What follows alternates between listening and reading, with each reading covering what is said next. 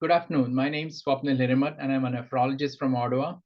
And in the next 20 minutes or so, I'll try to give you a brief overview of contrast nephropathy. So the topic of the presentation today is contrast-induced nephropathy, myth or reality. So I'm a nephrologist from the Ottawa Hospital, which is in Canada. It's a beautiful city, and I work at the University of Ottawa and the Ottawa Hospital Research Institute. In terms of disclosures, I do have some research funding from peer-reviewed organizations, but no industry funding. And I'm a member of the Canadian Association of Radiology Guidelines, which were in 2012, and we recently updated them. But the opinions I'm giving here, of course, are aligned, but they are personal. And I will not be talking about any off-label use of any drug or device in today's presentation. So the objectives over the next 20 minutes are to discuss the mythology of contrast-induced nephropathy, to understand what works and what does not work to prevent this entity, and some practical discussion. So I want you not to vote true or false, but to think to yourself, right? This is a statement that you will often see in papers written up as contrast-induced AKI is the third most common cause of AKI. At the other extreme, this is a popular sentiment prevailing right now that, it doesn't even exist and that contrast-induced AKI is a myth. And they are two different extremes. So think to yourself if the truth lies at these extremes or somewhere in the middle. So where does the CIN and the third most common AKI feeling come from? So this was a paper by Susan Hu published in the American Journal of Medicine in 1983. And what they showed was that, when they looked at the causes of inpatient AKI, contrast was the third most common cause, as you can see in this table. But if we dig a little bit deeper, this paper is from 1983, so it's 40 years ago. It included patients who only had high osmolar contrast dye, which we no longer use. They have 16 patients with possible contrast AKI, 16, 1-6.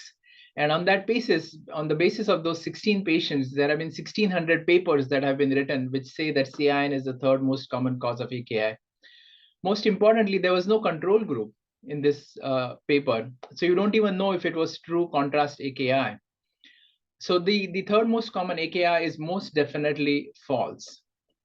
Now, what is the importance of control groups?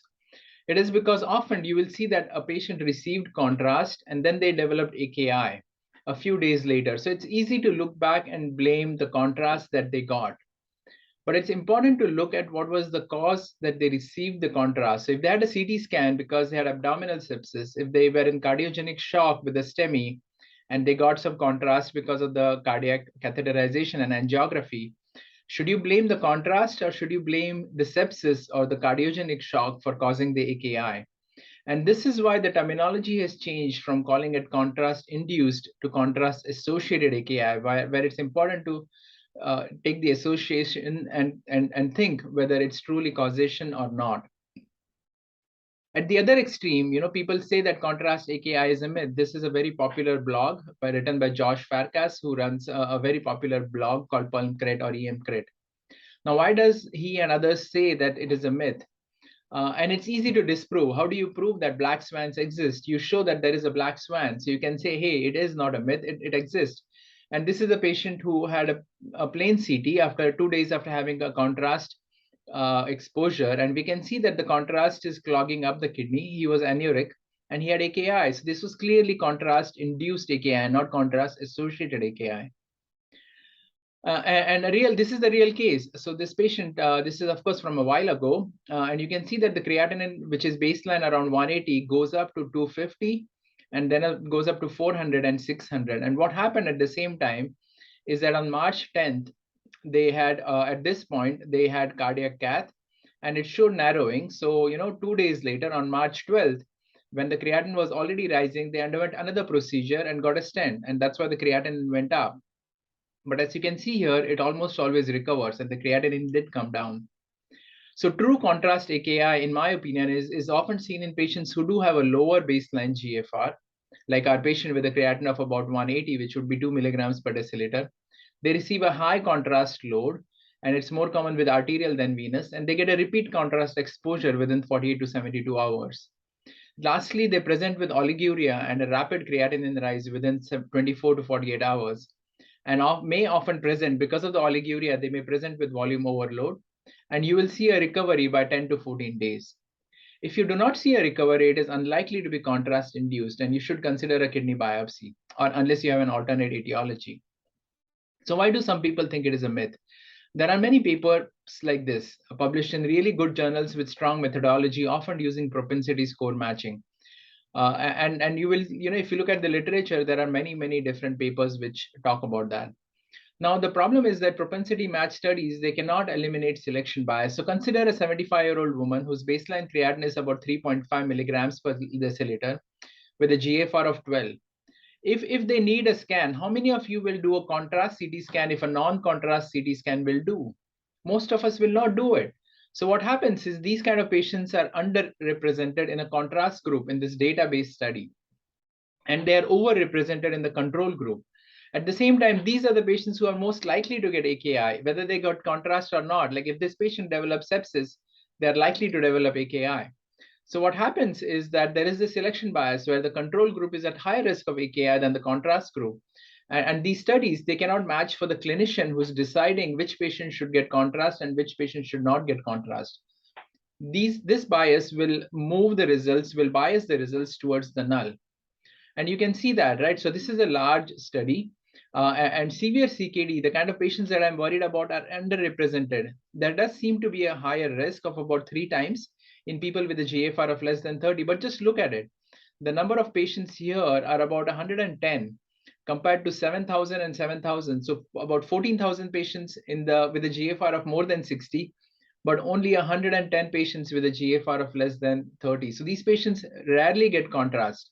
So the propensity score matched studies do not give a robust result in patients with a GFR of less than 30. That's the risk. That's the group which is at risk. And these small numbers give you uncertain effects. So far, what we have seen is that it is not a myth, and low GFR seems to be a risk factor. But what causes contrast to damage the kidney? If you look at papers, they will show you this. They will show you some kind of a complicated picture which will have contrast causing all these arrows and medullary oxygen supply, reactive oxygen species. To me, this doesn't tell you anything about the etiology or the cause of contrast causing AKI. Let's go back to our patient who got contrast. This is often a high osmolar viscous material, and it gets concentrated in the tubules as sodium and water is getting reabsorbed, and it clogs up the kidney. Also, it will disrupt the blood flow in the vasa recta, which are, the medulla is ischemic at the best of times, and it makes the ischemia much worse. So this is how, the physical blockage is what is causing contrast AKI. And hence it makes sense that the dose of the contrast might indeed matter.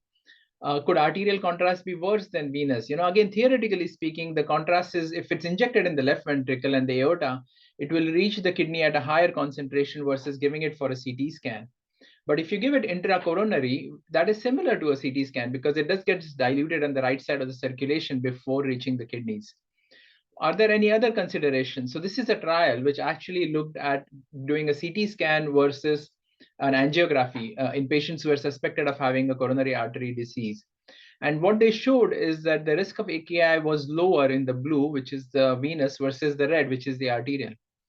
The other things they found is, though the relative risk was 2.5 times higher, femoral access and ventriculography were associated with more AKI. Now, ventriculography makes sense, right? Because the dye is being injected into the left ventricle, which reaches the kidney. What about the femoral axis? What does the femoral axis have to do with contrast? So it is to do with this, is that this picture from the Renal Fellow Network blog, it shows cholesterol clefts. And what can happen with the femoral artery axis is that you may have the wire going through the aorta, dislodging some cholesterol emboli, which go to the kidney. That is less likely to happen with the radial axis because it's not really bypassing the kidney when the wire is going to the heart. This is a really elegant paper where they showed that the atheroma burden above the kidney, the graphs above, that's associated with AKI. The atheroma burden below the kidney is not associated, the graphs below, with AKI. And that kind of shows you that it's the AKI is probably related to cholesterol emboli often with arterial contrast and femoral axis, and not the contrast itself. It's the cholesterol which is causing the damage. not the contrast. So when we say that arterial contrast is worse, it's probably a mix of true contrast AKI and atheroembolic AKI, or maybe ischemic acute tubular necrosis from their underlying cardiac condition. What about patients who are already on dialysis or peritoneal dialysis? Does contrast damage the kidney? It does not. This is a systematic review that we showed. Again, these are small number of 9 studies with about 434 patients, but we did not see any change in GFR in the residual kidney function in patients who got a CT scan. Now, how should we define contrast-induced AKI? So this is a sub-study from PRESERVE, and they looked at biomarkers. And as you can see here, that the most of the AKI in this study, where patients underwent coronary angiography, this AKI was not associated with any increase in the biomarkers. So there was no tubular injury happening. This was mostly hemodynamic and volume changes, and it wasn't actual kidney injury that was happening. So KDIGO, they define AKI on this basis of rise in creatinine. It's a biochemical definition mostly. But if you ask me, it's mostly, especially this 0.3 milligram per deciliter, it's a for diagnosis. It picks up noise, and most of this AKI is inconsequential. It helps clinical research, but not much. But what you need is a clinical diagnosis for clinical practice. And it's not KDIGO's fault. They follow the people that came up with these definitions before, like Rifle and Aiken. We came up with a slightly different definition looking at criteria. And this is our own homemade, Twitter-based discussion. You need to have contrast exposure, and we're saying at least stage 2 AKI. And there are some major criteria. So if you have pre-existing GFR less than 30, absence of sepsis or hypotension, absence of other nephrotoxins, either a biopsy diagnosis, absence of embolic signs, cholesterol embolia, absence of casts, and arterial contrast, high dose contrast, having a nephrogram. Those kind of things are more useful when you make a clinical diagnosis compared to just a rise in creatinine and contrast exposure. So kind of you try to use these criteria when you're diagnosing contrast AKI. So to summarize, contrast does not damage residual kidney function. Most mild AKI is noise and hemodynamics and is inconsequential, and it should be a careful clinical diagnosis. It should not be based on numbers alone. Now, how can we prevent contrast AKI? Very briefly. So high osmolar contrast dye is viscous. So if you give something to dilute it, maybe the risk of AKI will be less. So hydration could help.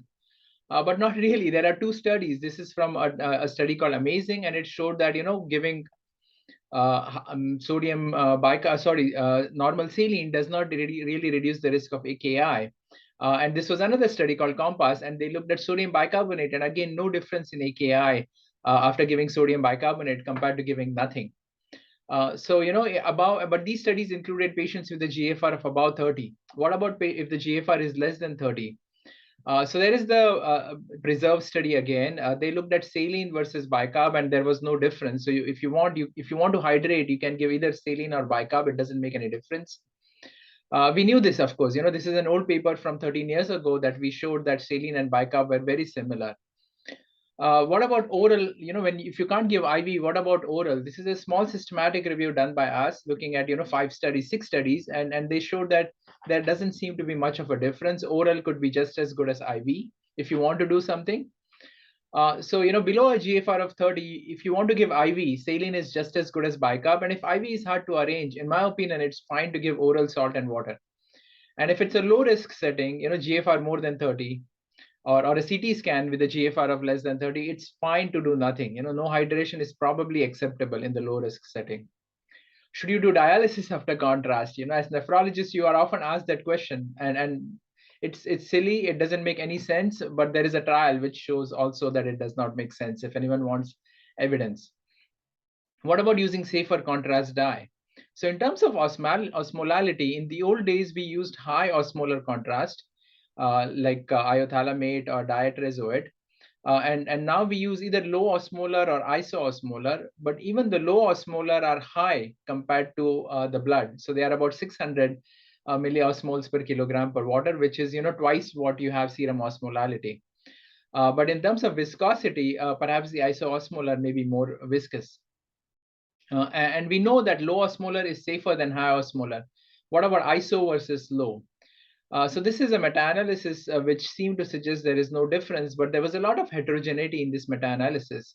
If we actually break it down into iohexol versus the other LOCMs, there seems to be that iodixinol, which is the isoosmolar, it is similar to the other low osmolar contrast media, versus comparison to iohexol, it may be a little bit worse. So I think it's heavily influenced by this one trial, which was stopped early.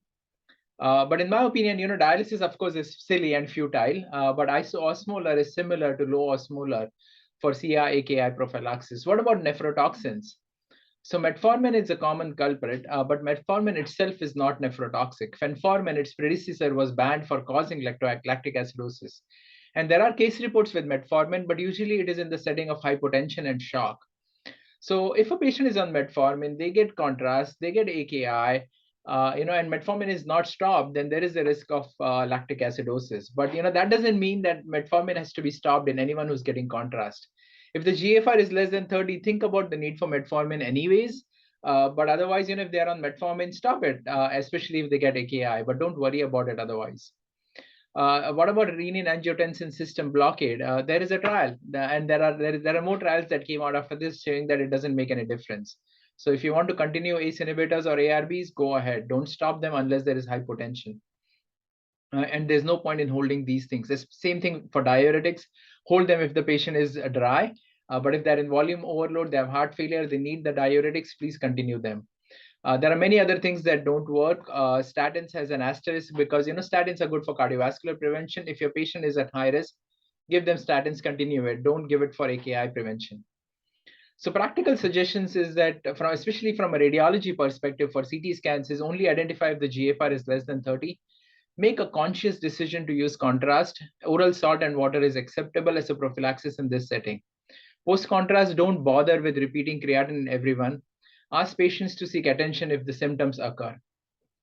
In the emergency room, if you've got a patient who's, who needs an contrast emergently, let's say they have abdominal sepsis, let's say it's a case of trauma, let's say you have someone with a aortic aneurysm, you should not delay the contrast till the creatinine result is available.